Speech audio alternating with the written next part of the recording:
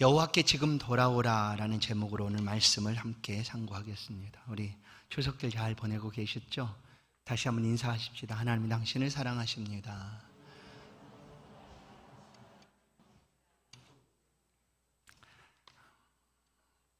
추석이 되면 온 가족이 함께 모이고 또 가정 안에 평안과 기쁨이 있는 것, 그건 주 안에서 주신 은혜와 축복입니다. 명절이 되면 부모들은 집을 떠난 자녀들을 기다립니다. 결혼하는 자녀들도 있고 또 멀리 타지에 간 자녀들도 있고, 그래서 기다립니다. 기다리면서 무엇을 좋아할까, 어떤 맛있는 음식을 준비할까 기다리며 그렇게 애를 씁니다. 그러나 부모의 기다림과 달리 자녀들은 여러 가지 사정으로 인하여 함께 모이지를 못할 수도 있습니다. 그러나 변함없이 기다리는 부모의 마음, 오늘 이곳에서 우리를 기다리고 계시는 하나님의 마음도 똑같습니다.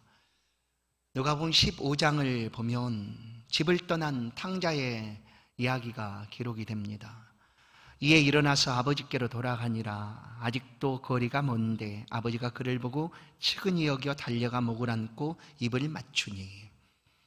아직도 거리가 먼데, 자녀가 돌아오는 시간이 아직도 많이 남았는데 아랑곳하지 않고 기다리는 그 아버지의 모습을 우리 가운데 말씀해 줍니다.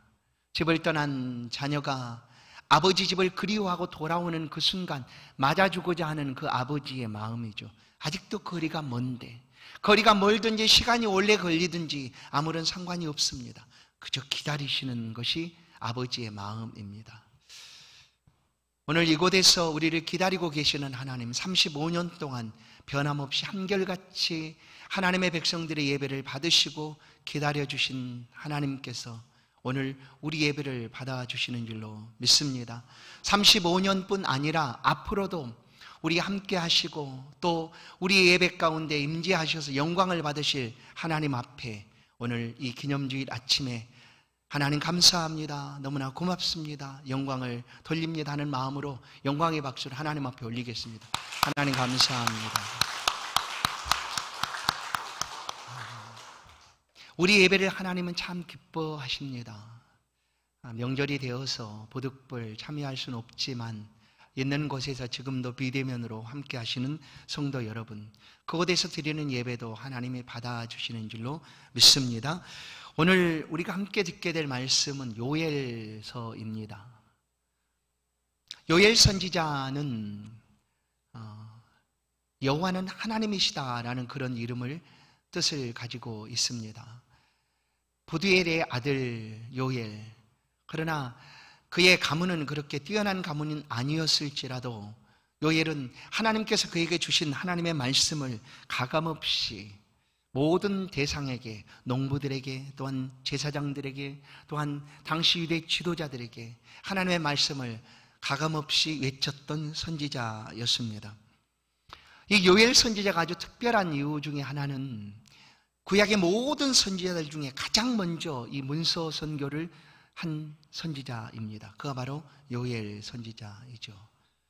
요엘 선지자와 동시대에 활동했던 선지자는 북쪽에서 활동했던 엘리야의 제자였던 엘리사 선지자가 요엘과 함께 활동했던 그런 선지자입니다. 요엘이 부름받았을 당시 남쪽 유대 상황은 그렇게 좋지가 않았습니다. 정치적으로도 그리고 종교적으로도 매우 불안전한 그런 상황이 바로 요엘이 부름받았던 그때의 모습이었습니다. 남과 북을 왕들을 통틀어 합쳐서도 요엘이 통치하던, 요엘이 선포하던 그때의 남쪽의 왕은 요아스 왕이었는데 가장 젊은 나이에, 어린 나이죠, 7살의 왕이 된 그런 왕이었습니다. 왜 이렇게 빨리 왕이 되었을까? 그의 아버지 아하시아가 죽자 이 요아스의 할머니, 아하시아의 어머니죠, 어머니였던 아달랴가 남쪽 유다를 자기의 나라로 통치하려고 그의 자녀들을 모두 다 죽입니다. 그러니까 손자 자손들이죠. 그 중에 이 요아스가 고모의 손을 빌려서 숨김을 받습니다. 그렇게 6년 동안 성전에서 이 요아스가 숨겨진 후에 7살이 된 때에 대제사장 여호야다가 이제 이 다윗의 자손인 요아스를 왕으로 세우게 됩니다. 그렇게 해서 왕이 됩니다. 그런데 그의 할머니 이 아달랴는 왜 그렇게 다윗의 후손들을 모조리 다 죽이게 되었는가? 그것은 이 아달랴의 부모가 누구였는가 하면 북쪽에 있는 아합 왕이었습니다. 아합과 이세벨의 딸이 바로 아달랴였습니다. 정치적으로 결혼을 하게 된 것이죠. 그리고 아합이 남쪽에 있는 여호람 왕에게 그의 딸을 시집 보냅니다. 그래서 이 어머니 이세벨을 통하여 우상 숭배를 경험했던 이 아달랴가 남쪽으로 내려와서도 어머니가 행하였던 그 우상 숭배를 행하게 됩니다. 그리고 이제 아예 아들 아하시아가 죽자 자기가 통치하겠다 하고 모두 다 죽이게 된 것이죠. 그렇게 6년이 흐른 뒤에 대제사장 여호야다가 이제 다윗의 후손이었던 이 요아스를 왕위로 세우게 됩니다. 그렇게 해서 왕이 된 그때, 바로 그때에 이 요엘에게 하나님의 말씀이 임하게 됩니다. 이 요아스 왕은 또 하나님께서 인정하시는 그런 정직한 왕이기도 했습니다. 그것은 그와 함께 종교 개혁을 일으켰던 여호야다 제사장이 있을 동안에, 그 있을 동안에 이 요아스 왕도 제사장을 의지해서 성전을 수리하고 또 하나님의 말씀으로 굳건하게 세워갑니다. 그런데 대제사장 여호야다가 죽고 나자 이제 이 요아스 왕도 이제 그런 부분에서 굉장히 무뎌지게 됩니다. 우상 숭배하는 것을 금하지도 않고 그냥 없애지도 않고 그냥 묵인해 버립니다. 그냥 놔둬 버린 거죠. 그렇게 함으로 그 이제 남유대 땅에 우상이 더욱 많아지게 된 때, 바로 그때에 요엘이 하나님의 말씀을 선포하게 되었습니다. 정치적으로도 그 당시에 가장 큰 나라였던 아수르가 이제 남진해 오던 그때였습니다. 북이스라엘도 침공을 했고 그 다음에 남쪽도 이렇게 쳐들어오던 그때였습니다. 이런 때에 지금 요엘이 선지자의 세움을 받고 말씀을 전하는데 남유다에 예기치 않는 그런 재앙이 몰아닥칩니다. 그 재앙이 어떤 재앙이었는가 하면 지금까지도 경험해 보지 못했던 그런 재앙이었습니다. 메뚜기 재앙이었죠. 그래서 요엘서 1장을 보면 이 메뚜기 재앙으로 인하여 그 땅이 황폐화된 그런 모습들을 우리가 볼 수가 있습니다. 완전하게 모든 푸른 것들을 모두 다 먹어치웁니다. 밭이 황폐화됐고 과일을 맺던 열매를 맺는 나무들도 다 황폐화되고 맙니다. 그런 상황에서 유대 백성들이 얼마나 절망하고 있었는가 하면 왜 하나님께서 이런 재앙을 우리 가운데 보내셨는가 하는 그런 것을 인하여 절망을 하게 됩니다. 또 한편으로 한쪽에서는 유대 백성들 가운데 이것은 하나님의 재앙이 아니라 자연적으로 일어나는 일이다라고 하는 그런 의견들도 있었습니다. 그런데 하여튼 유대 백성들이 이 재앙으로 인하여 땅은 황폐화됐고 거기다 또 가뭄까지 몰아닥칩니다. 그래서 그들의 삶은 너무나 힘들고 어렵고 절망적인 그런 순간에 요엘 선지자가 하나님의 말씀을 전합니다. 이 선지자가 이 말씀을 전하는 그 상황이 참 어려운 상황이었죠. 그럼에도 불구하고 가감없이 하나님의 말씀을 선포합니다. 그 말씀이 뭐였는가 하면 너희들이 경험하게 된 이 메뚜기 재앙, 이것보다 더 크고 두려운 하나님의 심판이 다가오게 될 것이다 라고 얘기하는 거예요. 그러니 여러분, 잘못했다는 것을 인식하고 있는 사람한테 너 잘못했어 라고 얘기하면 발끈하고 화내지 않습니까? 사실 지금 남유대 백성들이 하나님이 우리 가운데에 이런 재앙을 내리셨는가 하고 절망하고 있는 그때에 선지자가 외치는데 이것은 아무것도 아니다. 너희 가운데 이것보다 더 크고 두려운 그 심판의 날이 다가오게 될 것이다 라고 외치면 누가 좋아하겠습니까?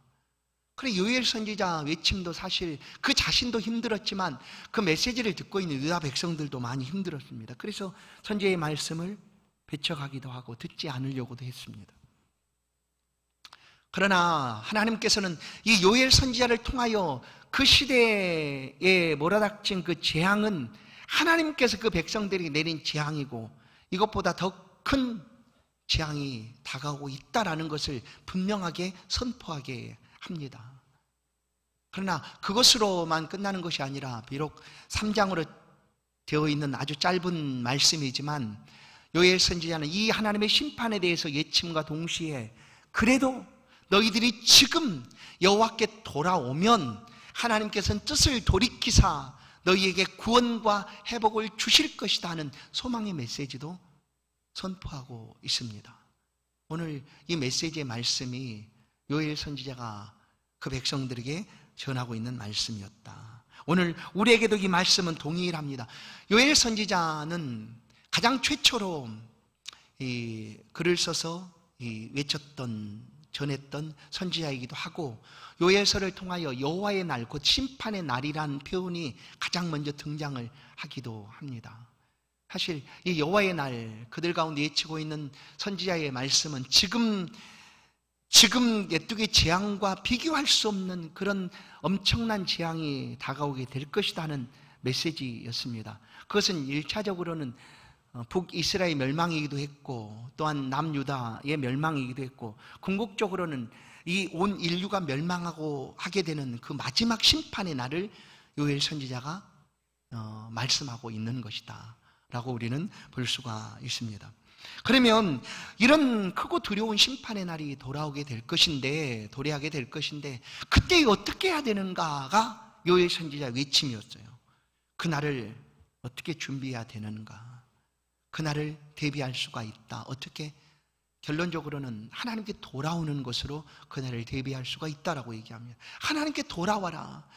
여호와의 이름을 부르고 하나님을 찾고 하나님께 돌아와라. 그러면 하나님께서 우리의 삶을 바꾸시고 변화시켜 줄 것이다라는 것이 요엘서 3장의 내용입니다. 요엘 2장 32절을 보시면 누구든지 여호와의 이름을 부르는 자는 구원을 얻으리니 라고 얘기해요. 누구든지 여호와의 이름을 부르는 자는 구원을 얻는다. 이런 재앙이 다가온다 할지라도 하나님께서는 우리 가운데 넉넉히 피할 길을 언제나 예비하고 계신다. 그러니 여호와의 이름을 부르고 돌아와라 라는 것이 선지자의 간절한 외침이었습니다. 이 시대의 요엘 선지자의 외침이 이와 같은 외침이었다고 한다면 오늘 우리 시대의 외침은 뭘까요? 하나님은 여전히 우리 시대에도 선지자를 통하여 하나님의 말씀을 선포하게 합니다. 오늘날의 선지자는 누구일까요? 하나님의 말씀, 이 말씀을 대언하고 선포하는 주의 종들일 수도 있고요. 또한 하나님께서 핏값으로 세운 하나님의 교회이기도 합니다. 교회를 세상 사람들이 쳐다볼 때 어떻습니까? 아, 교회 안에 가면 구원이 있다라고 알 수가 있지 않겠습니까? 교회를 하나님이 세우신 목적 중에 하나는 이 하나님의 구원의 복음을 세상 속에 선포하라는 것입니다. 드러내라는 것이죠. 알려주고 보여주라는 것입니다. 그래서 오늘 우리의 시대에도 하나님은 동일한 말씀을 요엘 선지자에 한 것처럼 말씀하고 있습니다. 로마서 10장 13절 누구든지 주의 이름을 부르는 자는 구원을 받으리라. 아멘. 변함없습니다. 그때든지 지금이든지 여호와의 이름을 부르는 자는 구원을 얻는다. 곧 예수를 믿는 사람은 구원을 얻는다라는 것입니다.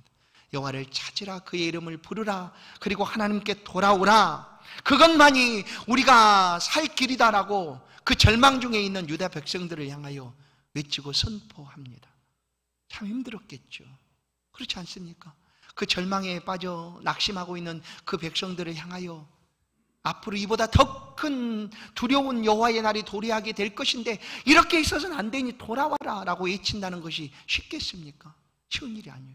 돌아오라. 그러나 선지자의 외침은 여호와께 돌아오면 살 길이 있다라는 것이었습니다.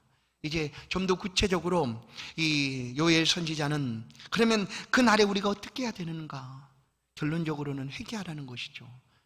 어떻게 하나님 앞에 우리가 회개하며 나아가게 되는가? 그 말씀을 오늘 본문에서 우리 가운데 들려주고 있습니다. 요엘 2장 12절 여호와의 말씀에 너희는 이제라도 금식하고 울며 애통하며 마음을 다하여 내게로 돌아오라. 금식하며 울며 애통하고 마음을 다하여 회개하라는 것 아니겠습니까? 회개하라, 하나님께 돌아오라라는 것은 회개하라는 것입니다. 하나님 앞에 돌아오라는 것은 하나님을 찾으라는 것입니다. 그리스도 예수를 붙들라라는 것이죠.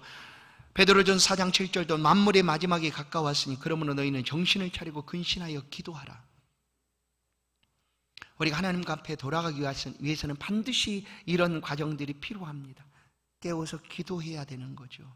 우리의 삶을 돌아보고 하나님 앞에 기도하여 나아가야 합니다. 그러나 외형적인 이런 모습뿐만 아니라 우리의 마음을 찢으라라고 요엘 선지자는 우리 가운데 말씀합니다. 요엘 2장 13절 너희는 옷을 찢지 말고 마음을 찢고 너희 하나님 여호와께 돌아올지어다. 마음을 찢고 돌아오라는 거예요. 우리의 악한 마음을 하나님께서 아십니다. 교만하고 또한 죄된 마음을 하나님이 아십니다. 그러나 돌아와라. 그럼 내가 내 마음을 바꿔줄 것이다 하는 것이 선지자의 메시지입니다.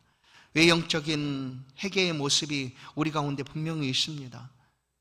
그러나 그와 같은 외형적인 모습에 만족하지 말고 정말로 하나님 앞에 마음을 다하여 돌아오는 것이에요. 우리가 회개는 우리의 인격을 다하여 하나님 앞에 돌아오는 것입니다. 지적인, 정적인, 의지적인 이런 모든 요소가 다 합해서 하나님 앞에 완전히 돌아서는 것입니다. 이제 하나님만이 나의 힘이시고 주 예수 그리스도만이 나의 구원이십니다. 다른 것은 내게 없습니다. 오직 주님만이 나의 구원이십니다라고 하나님 앞에 전적으로 돌아와서 엎드리는 것, 그것이 바로 회개 아니겠습니까? 그러나 우리의 마음이 어떻게 쉽게 바뀝니까? 전에 하나님 모른다 했는데, 더 나아가서 하나님을 저주하고 하나님이 없다 했는데 어떻게 이런 마음이 바뀌겠는가? 그러나 걱정하지 말아라. 내게 돌아오면 내가 너에게 새 마음을 줄 거야. 너희의 마음을 완전히 내가 바꿔줄 거야 라고 하시는 것이 하나님의 말씀입니다. 그래서 우리는 하나님께 그냥 돌아가기만 하면 됩니다. 난 죄가 있는데요, 하나님 나 별로 좋아하지 않으실 건데요, 하나님이 이런 나를 좋아하시겠어요? 내가 어떻게 하나님 앞에 가요? 내가 이렇게 뻔뻔하게 어떻게 하나님 앞에 갈 수가 있어요? 아닙니다. 그냥 돌아오기만 하면 된다라는 거예요. 그러면 하나님께서는 우리를 바꿔주시겠다라고 말씀합니다. 특별히 우리의 완악하고 고집세고 불의하고 교만한 마음까지도 하나님께서 완전히 바꿔주시겠다라고 말씀을 하고 계십니다. 에스겔 11장 19절 내가 그들에게 한 마음을 주고 그 속에 새 영을 주며 그 몸에서 돌 같은 마음을 제거하고 살처럼 부드러운 마음을 주어 내 율례를 따르며 내 규례를 지켜 행하게 하리니 그들은 내 백성이 되고 나는 그들이 하나님이 되리라. 이것이 하나님이 하시겠다라는 거예요. 돌아오기만 하면 여러분, 누가복음 15장에 그 집을 떠난 탕자가 그의 삶을 마음대로 살다가 이제 감히 하나님 아버지께 돌아갈 용기가 없습니다. 아니, 아버지 아들로 내가 돌아갈 수 없는 그런 처지에 놓여 있었습니다. 왜냐하면 아버지 재산을 모두 다 가져다가 다 탕진하고 말았으니 무슨 얼굴을 가지고 아버지를 뵙겠습니까? 그런데도 아버지를 생각해냅니다. 아버지 집에 가면 얼마나 풍족한가. 종들도 배를 굶지 않고 마음껏 먹을 수 있는 그곳, 내가 아버지의 아들의 자격으로가 아니라 그 아버지 집의 종으로 내가 가고 싶다 하는 마음으로 돌아오게 됩니다. 그렇습니다. 성도 여러분, 하나님 앞에 그저 하나님이 아니면 난 살 수가 없습니다 하는 마음으로 하나님께 나오기만 하면 하나님께서는 우리의 마음을 바꾸셔서 옛적에 있었던 그 악한 마음하고 딱딱하고 교만한 마음까지도 변화시켜서 부드러운 살 같은 마음을 주시겠다라고 약속을 하십니다. 에스겔 36장 새 영을 너희 속에 두고 새 마음을 너희에게 주되 너희 육신에서 굳은 마음을 제거하고 부드러운 마음을 줄 것이며 또 내 영을 너희 속에 두어 너희로 내 율례를 행하게 하리니 너희가 내 규례를 지켜 행할지라. 내가 하는 것이 아니에요. 내가 하는 것 같은데 하나님께 돌아오면 하나님께서 우리의 마음을 바꿔주신다라는, 새 마음을 주시고 새 영을 주셔서 우리로 하여금 하나님의 말씀을 듣게 하고 하나님의 뜻대로 살아갈 수 있도록 힘을 주시겠다라는 거예요. 내가 하는 게 아니라 하나님이 그렇게 하시겠다라는 거예요. 우리가 할 수 있는 건 그냥 돌아가는 거예요. 하나님 앞에 돌아가는 겁니다. 하나님, 우리의 마음과 온 마음을 다하여 하나님 앞에 하나님이 아니면 난 살 수가 없습니다 하는 마음으로 돌아오면 그 다음은 하나님께서 우리를 하나님의 자녀답게, 하나님의 백성답게 하나님 말씀대로 살아갈 수 있는 힘을 성령을 통하여 주시겠다라고 약속하고 계시는 것입니다. 지금 돌아와야 할 시간입니다. 우리가 울며 애통하며 하나님 앞에 돌아와야 합니다. 요셉은 그 형제들을 만나서 애통합니다. 웁니다. 통곡을 하며 웁니다. 우리가 하나님 앞에 우리의 자신을 돌아볼 때 통곡하지 않겠습니까? 이런 우리를 받아주시는 하나님 앞에 감사하며 기쁨의 눈물을 하나님 앞에 드릴 수 있지 않겠습니까? 모르드게는 수산궁에서 그의 민족이 모두 다 하만의 깨에 빠져서 모두 다 죽음을 당하게 될 것이다라는 사실을 알고 베옷을 입고 금식하며 하나님 앞에 울부짖었습니다. 애통하며 울부짖었다라는 거예요. 우리가 이렇게 울부짖으며 애통하는 것은 우리의 마음을 표현하는 것입니다. 사실 그렇게 애통하며 울부짖었다. 여호수아도 아이성이 패배한 후에 여호수아 7장 6절 여호수아가 옷을 찢고 이스라엘 장로들과 함께 요 앞에 교회 앞에 땅에 엎드려 머리에 티끌을 뒤집어 쓰고 저물도록 있다가 여호수아도 애통하며 통곡합니다. 우리가 하나님 앞에 돌아가기 위하여 이와 같은 과정이 분명히 필요합니다. 통곡하며 울어야 되는 그런 시간들이 있습니다. 그것이 바로 회개죠. 회개. 그러나 하나님은 외적인 이와 같은 모양뿐만 아니라 마음의 심령을 바꾸라는, 옷을 찢지 말고 마음을 찢으라라는 표현이 바로 이와 같은 말씀인 거죠. 시편 51편 17절도 하나님께서 구하시는 제사는 상한 심령이라. 하나님이여 상하고 통회하는 마음을 주께서 멸시하지 아니하시리라. 그렇습니다. 우리의 마음을 하나님 앞에 향하면 하나님은 결코 예면하지 않으십니다. 통에 자복하며 하나님 앞에 부르짖는 우리의 간절한 기도를 하나님은 반드시 들어주시는 하나님이십니다. 그럼 왜 우리가 하나님 앞에 돌아가야 되는가? 왜 하나님께 돌아가야 되는가? 첫 번째는 그것이 사는 길입니다. 하나님만이 생명이십니다. 하나님께 나아가야지만 이 모든 절망 속에서 우리는 살아갈 용기와 힘을 얻게 되기 때문입니다. 뿐만 아니라 13절을 보시면 하나님께 우리가 돌아가야 되는 이유는 하나님은 은혜로우시고 자비로우시고 노하기를 더디하시고 인애가 크시기 때문입니다. 긍휼이 풍성하시기 때문입니다. 하나님께 나아가면 하나님은 다 용서해 주시고 긍휼을 베풀어 주시는 하나님이시기 때문에 우리가 하나님 앞에 나아가야 합니다. 뿐만 아니라 하나님은 우리를 향한 뜻을 돌이키시겠다라고 말씀합니다. 재앙을 내리셨지만 크고 두려운 심판의 날이 다가오게 되겠지만 우리가 하나님 앞에 돌아가기만 하면 하나님께서 심판하시겠다 했던 그 뜻을 돌이키시겠다라고 말씀하고 계십니다. 그래서 우리는 재앙을 내리시지만 그 재앙을 돌이키시겠다 말씀하시는 하나님 앞에 돌아가야 합니다. 그럼 이 말씀은 사실 하나님은 회전하는 그림자도 없으시고 하나님 말씀하시면 변함도 없으신 하나님이시다라는 말씀과 하나님의 뜻을 돌이키신다, 후회하신다? 그러면 안 맞네 라고 우리가 생각할 수도 있습니다. 그러나 보십시오. 민수기 23장 19절을 보면 하나님은 사람이 아니시니 거짓말하지 않으시고 인생이 아니신 후회가 없으시도다.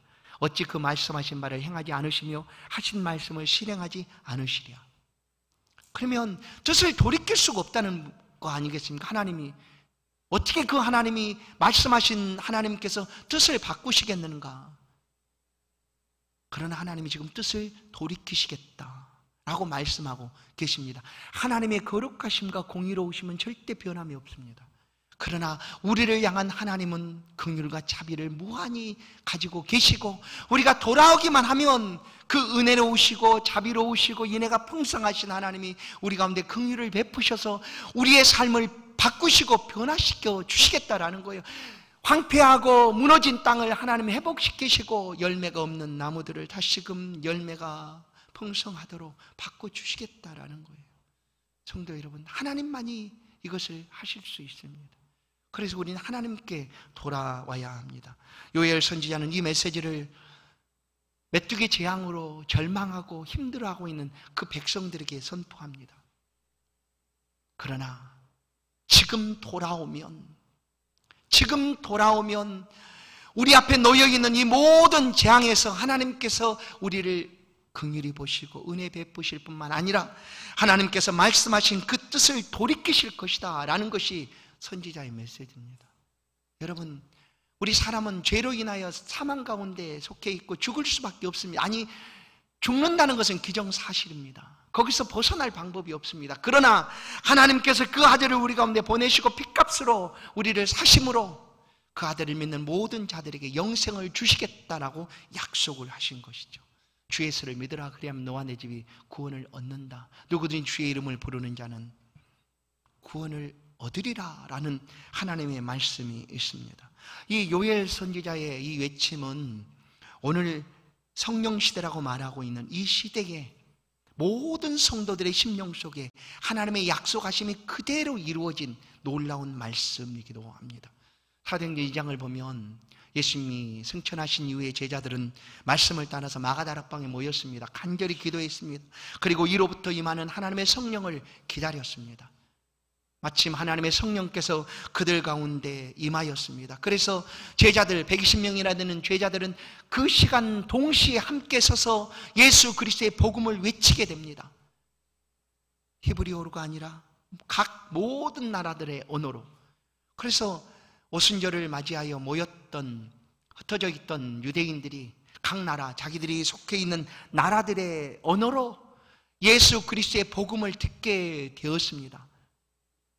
그러자 본토에 있는 유대인들이 누군가가 그렇게 행하고 있는 제자들의 모습을 보고 지금 대낮인데 저 사람 정신이 나갔구나, 술 취했구나 하고 비방합니다. 그때 베드로 사도가 그들을 향하여 서서 이렇게 외칩니다. 사도행전 2장 16절 18절 말씀입니다. 이는 곧 선지자 요엘을 통하여 말씀하신 것이니 일러스되 하나님의 말씀하시기를 말세에 내가 내 영을 모든 육체에 부어주리니 너희 자녀들은 예언할 것이요 너희 젊은이들은 환상을 보고 너희 늙은이들은 꿈을 꾸리라. 그때에 내가 내 영을 내 남종과 내 여종에게 부어주리니 그들이 예언할 것이요 하는 이 말씀, 곧 요엘서에 있는 말씀을 가지고 선포하게 됩니다. 이 말씀 그대로 오늘 우리 가운데 하나님이 영을 부어 주셨습니다. 우리의 심령 속에 하나님의 영을 허락해 주셔서 우리의 입술로 예수 그리스도를 고백하게 하셨습니다. 성도 여러분, 하나님께 돌아오십시다. 너무나 쉽습니다. 쉽다고 하는 것은 잘 들어보십시오. 양쪽에서 누군가가 고무줄을 팽팽하게 당기고 있습니다. 양쪽에 똑같이 힘을 가지고 당기고 있으니 팽팽한 고무줄이 그대로 있습니다. 그러나 한쪽에서 힘을 딱 빼보십시오. 그러면 그 고무줄이 한쪽으로 쏠리게 되어 있죠. 여러분, 지금 혹시 하나님과 줄다리 가고 있는 것 아닙니까? 하나님은 지금 돌아오라고 말하는데 괜찮아, 이 정도는 되겠죠. 좀 더 기다려보세요, 내가 잘할게요 하고 지금 줄다리 가고 있는 거 아니에요. 하나님 그래도 내 뜻대로 내 마음대로 좀 하고 싶은 마음도 있는데 좀 기다려 주시죠 하고 하나님과 지금 줄다리 가고 있는 것 아닙니까? 그러면 힘듭니다. 어렵습니다. 그러나 그냥 힘을 빼보십시오. 내 의지, 내 생각, 내 뜻 내려놓고 맞습니다. 내가 하나님 말씀대로 내가 살고 싶습니다.